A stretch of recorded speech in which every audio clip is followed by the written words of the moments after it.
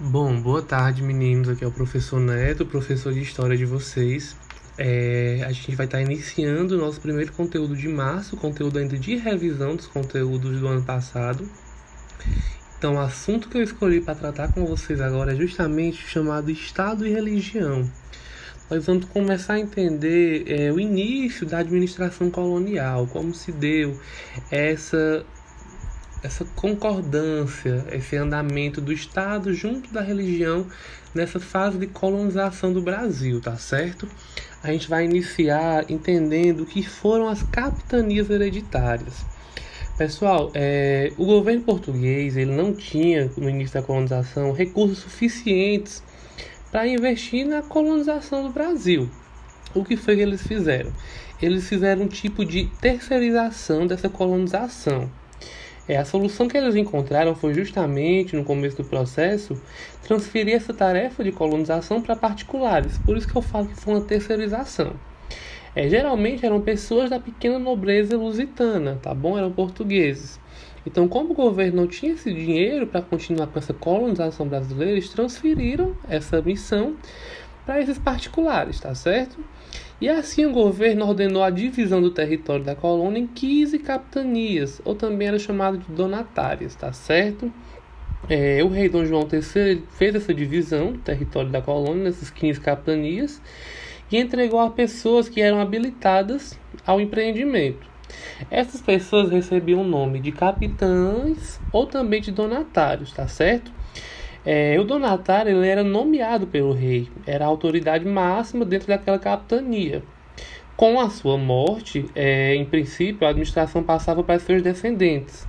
Por isso que o nome é capitania hereditária, porque quando esse donatário morria, esse poder era transferido para os seus descendentes. Então, por isso que vocês vão entender que existe esse nome, capitania hereditária.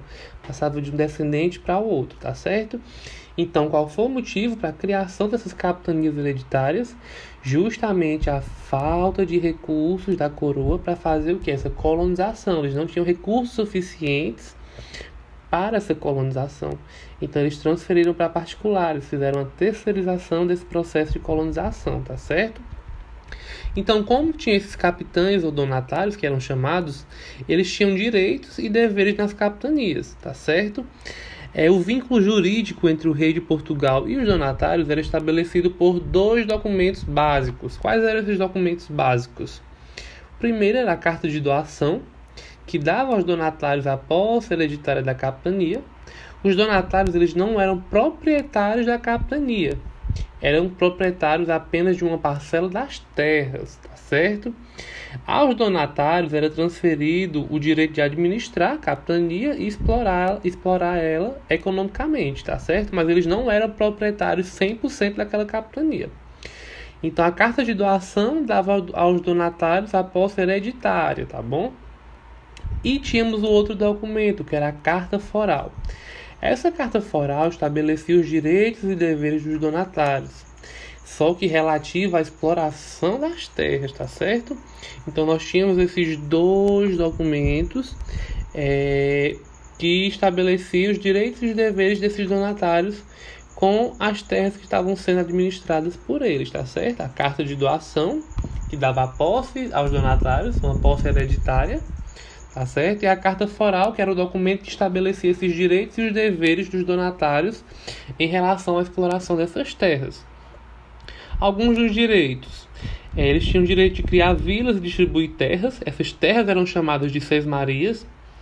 Então eles podiam distribuir a quem desejasse e pudesse cultivar essas terras, tá certo?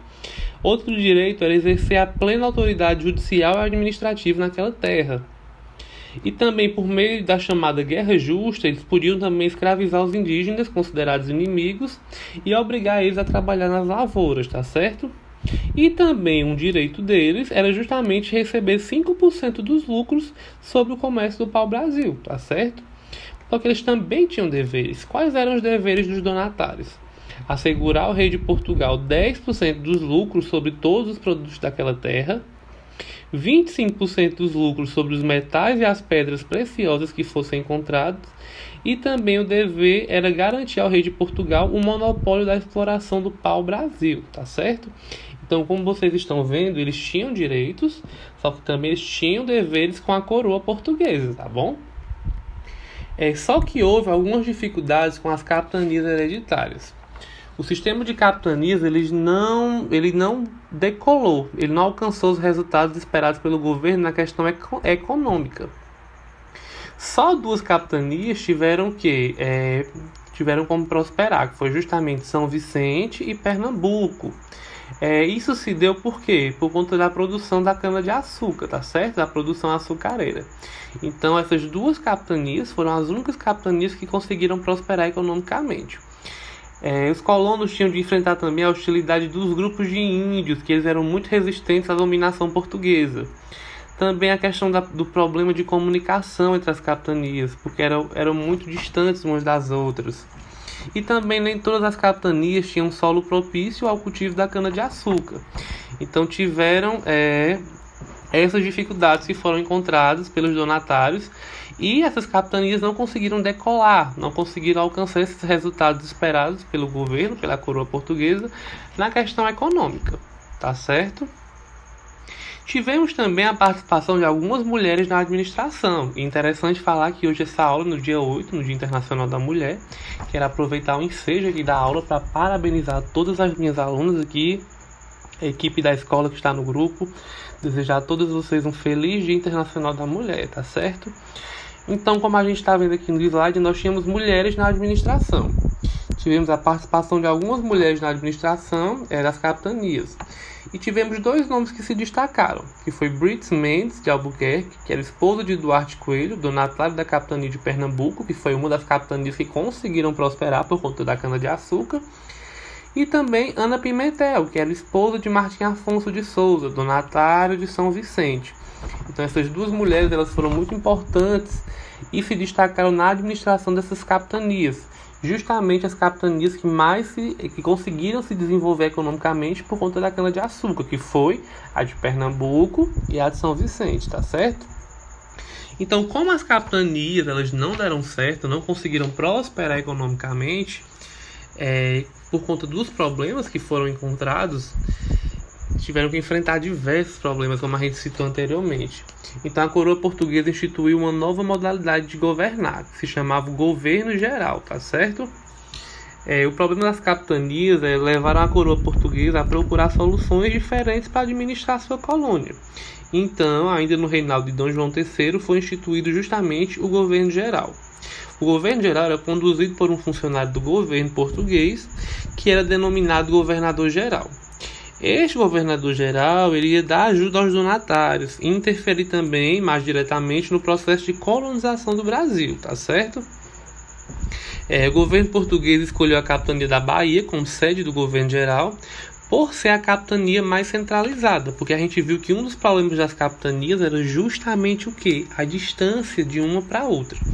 Então, justamente por isso, o governo português escolheu a da Bahia, que ficava centralizada e facilitava o contato entre as capitanias. Então, a partir dessa capitania da Bahia, como sede do governo geral, surgiu a primeira capital do Brasil, que foi justamente Salvador. E nós tivemos 3 governadores gerais, Tomé de Souza, Duarte da Costa e Mendes Sá. A gente vai ver as características de cada um deles, de Tomé de Souza, de Duarte da Costa e de Mendes Sá, tá certo? E como era o regimento do governo geral? O governador exercia algumas funções. As funções militares, comandava a defesa militar da colônia, função administrativa, organizava os relacionamentos com governadores das capitanias, o controle dos assuntos ligados às finanças. Também a questão judiciária. Tinha o direito de nomear funcionários da justiça e alterar algumas penas. Também a questão eclesiástica, a função eclesiástica. Ele podia indicar sacerdotes para as paróquias, tá certo? E para o desempenho das funções, o governador-geral contava com 3 auxiliares principais, que era o ouvidor-mor, que era responsável pelos negócios da justiça, o provedor-mor, que eram os assuntos da fazenda, e o capitão-mor, que era a defesa do litoral. Então, assim, basicamente funcionava o regimento do governo geral, tá certo? Ele tinha essas funções militares, administrativas, judiciárias e eclesiásticas. E nós vimos que tivemos 3 governadores gerais, não é isso? Então vamos para o primeiro governo geral, que foi o governo de Tomé de Souza. Tomé de Souza ele foi o primeiro governador geral, de 1549 a 1553, e no governo dele ocorreu a fundação de Salvador, que se tornou a primeira capital do Brasil, tá certo? A primeira cidade e capital do Brasil. Também houve a criação do primeiro bispado brasileiro durante o governo dele. E, principalmente, pessoal, a aculturação dos indígenas, porque foi no governo de Tomé de Souza que vieram 6 jesuítas com a missão justamente de catequizar esses índios. Iniciou-se um processo de modificação na cultura dos índios. E essa modificação na cultura dos índios, com essa catequização, ela recebeu o nome de aculturação indígena, tá certo? Então, é uma marca muito importante também do governo de Tomé de Souza, essa aculturação dos índios. O segundo governo geral, que foi justamente o governo de Duarte da Costa, de 1553 a 1558. No período do governo de Duarte da Costa, vieram mais jesuítas para a colônia, entre os quais se destacou quem? José de Anchieta, o mais famoso de todos, não é isso? Anchieta e Manuel de Nóbrega fundaram o Colégio de São Paulo, que junto veio a criação de uma vila, e a partir dessa vila fundou-se a cidade de São Paulo, essa grande metrópole, tá certo? Então essas são as características principais de Duarte da Costa, segundo governo geral, segundo governador geral. Nós tivemos o terceiro governo geral com Mendes Sá, tá certo? Mendes Sá governou de 1558 a 1572. No período do governo de Mendes Sá, os franceses foram expulsos do Rio de Janeiro com a ajuda do chefe militar, que era o Estácio de Sá na época, que era o sobrinho dele, tá certo? E além de expulsar os franceses, o terceiro governador geral ele conseguiu reunir forças para lutar contra os indígenas, que resistiam muito os domínios portugueses, tá certo? Então, uma característica muito grande do terceiro governador geral, do Mendes Sá, é justamente essa união de forças para poder combater essa resistência indígena. As ações do governo de Mendes Sá conseguiram levar à destruição de centenas de aldeias indígenas no litoral brasileiro no século XVI, tá certo, pessoal? Então foi um governo meio militar, o governo de Mendes Sá, um governo mais resistente, que bateu de frente principalmente com os índios, que resistiam a todo custo à colonização portuguesa. Nós também tivemos algumas alternâncias na administração. Havia o quê? Havia alternâncias entre governos centralizados e governos descentralizados, tá certo? Alguns historiadores consideram que a administração colonial da América Portuguesa apresentava 2 tendências que se revezaram, que era a tendência na questão centralizada, que é a questão da unificação, e a descentralização, que era quando havia uma divisão do governo, tá certo? A centralização era praticada quando a metrópole queria controlar e fiscalizar melhor a colônia. Já a descentralização, pessoal, era preferida quando a metrópole pretendia ocupar regiões despovoadas e a partir daí impulsionar o desenvolvimento local e adaptar o governo às necessidades dos colonos, tá certo? Houve uma administração descentralizada quando a colônia foi dividida, o governo entre governos do norte e governos do sul, e assim continuaram se alternando, tá certo? Nós tivemos também um regime chamado regime de padroado. O catolicismo era a religião oficial de Portugal. Todos os súditos deveriam segui-la obrigatoriamente. Padroado, pessoal, era um documento que estabelecia diversos direitos e deveres da coroa portuguesa em relação à igreja. Tá certo? Entre eles estava o quê? A garantia da expansão do catolicismo perante toda a colônia, tá certo? Então o governo de Portugal e a igreja estavam ligados pelo documento chamado padroado, que era um regime do padroado. Na verdade, era um acordo entre o Papa e o rei que estabelecia essas séries de deveres, né? E direitos que a coroa portuguesa tinha em relação à igreja católica. Então, foi graças a esse regime de padroado que houve essa expansão tão grande do catolicismo pelo Brasil, tá certo? E também tinha o dever o quê? A coroa de construir igrejas e cuidar de suas conservações. E também remunerar os sacerdotes pelo trabalho religioso. Então esse regime de padroado fazia com que a coroa tivesse várias obrigações perante a igreja, tá certo? E a igreja e o Estado português atuavam em relativa harmonia, tá certo? Nós tivemos também, pessoal, um período chamado de Inquisição no Brasil. Já teve até filmes sobre isso. Vocês já devem ter visto falar disso também muito. Parte da população ela resistia ou escapava da obrigação de seguir a religião católica. Como eu falei anteriormente, com o regime do padroado e como o catolicismo era a religião oficial da coroa portuguesa, com o regime do padroado era obrigatório que todos seguissem a religião católica, tá certo? Só que grande parte da população ela queria resistir, ela não queria seguir essa religião católica. E começaram a praticar outras formas de religiosidade. E isso ia contra esse documento do regime de padroado. Então, a coroa portuguesa e a Igreja Católica enviaram representantes do Tribunal da Inquisição para visitar e combater aqueles que cometiam o crime contra a verdadeira fé.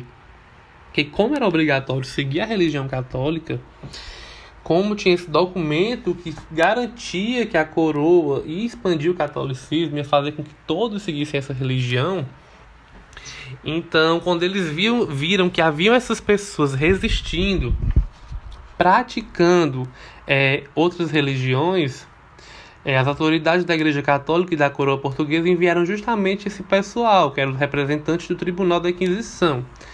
Tá certo?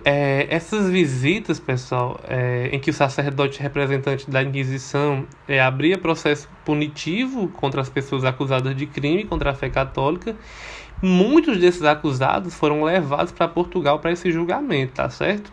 E nessas visitas, que eram realizadas em Pernambuco, na Bahia, no sul da colônia, no Pará, em outros lugares, a Inquisição perseguiu muito o número de cristãos novos que tinham vindo de Portugal para a colônia.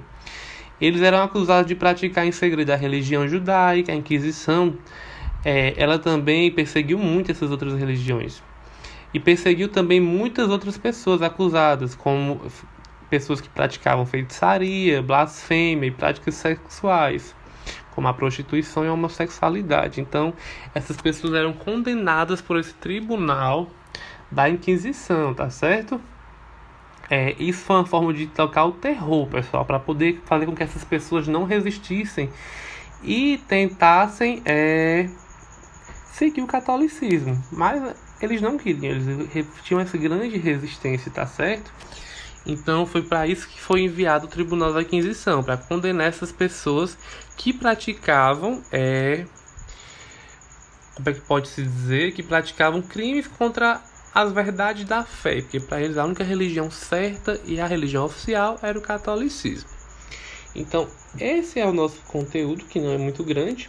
O que eu quero que vocês entendam de início é porque as capitanias hereditárias surgiram.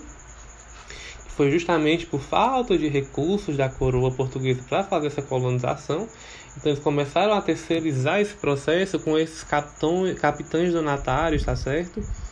Transferindo essas terras para eles, com esses dois documentos, a carta de doação e a carta foral, que garantia direitos e deveres dos donatários para com a coroa portuguesa. Vimos que tivemos dificuldades com as capitanias, principalmente por conta da distância, por conta da hostilidade dos índios, problemas de comunicação com essa distância uma da outra, uma falta de recursos também financeiros. A gente viu que só duas se destacaram, que foi a de Pernambuco e a de São Vicente, principalmente por conta do açúcar, da produção açucareira. Nós vimos que nós tivemos algumas mulheres que se destacaram na administração dessas capitanias, que foram justamente as esposas dos capitães donatários de Pernambuco e de São Vicente. Tivemos a instituição do governo geral, com o fracasso das capitanias hereditárias. Tivemos 3 governadores gerais. A gente viu que esses governadores tinham funções militares, administrativas, judiciárias e também eclesiásticas. Quais foram esses governadores? Foram Tomé de Souza, Duarte da Costa e Mendes Sá, tá certo?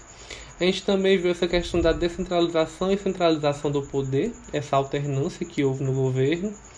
Vimos esse documento, a gente viu como a Igreja Católica era muito poderosa nesse período colonial.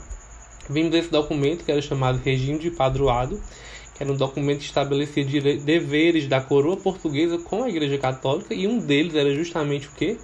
a expansão do catolicismo, da fé católica por todo o território que estava sendo colonizado, tá certo? A gente viu que algumas pessoas não queriam seguir esse regime do padroado, não queriam seguir a Igreja Católica e resistiram. Para isso, a Igreja Católica teve que fazer o quê? Enviar o Tribunal da Inquisição para combater essas pessoas que estavam cometendo um crime contra a verdadeira fé, que para eles era justamente a fé católica. Então, essas pessoas chegaram a ser condenadas por não querer praticar o catolicismo, por quererem praticar outra religião. Vocês estão vendo que não havia uma tolerância religiosa ainda nessa época. A gente vai ver que essa tolerância só vai chegar a partir da Revolução Pernambucana, em 1817, antes da independência do Brasil. Então esse conteúdo ele não é muito complicado, ele é simples. Quero que vocês se atentem, leiam esse slide com calma, olhem essa aula novamente se for preciso, façam anotações. Qualquer coisa estarei aqui para tirar suas dúvidas, tá certo? Esse é o nosso primeiro conteúdo de revisão agora, de março. Espero que vocês tenham entendido. Tenham todos uma boa tarde e uma ótima semana de estudos.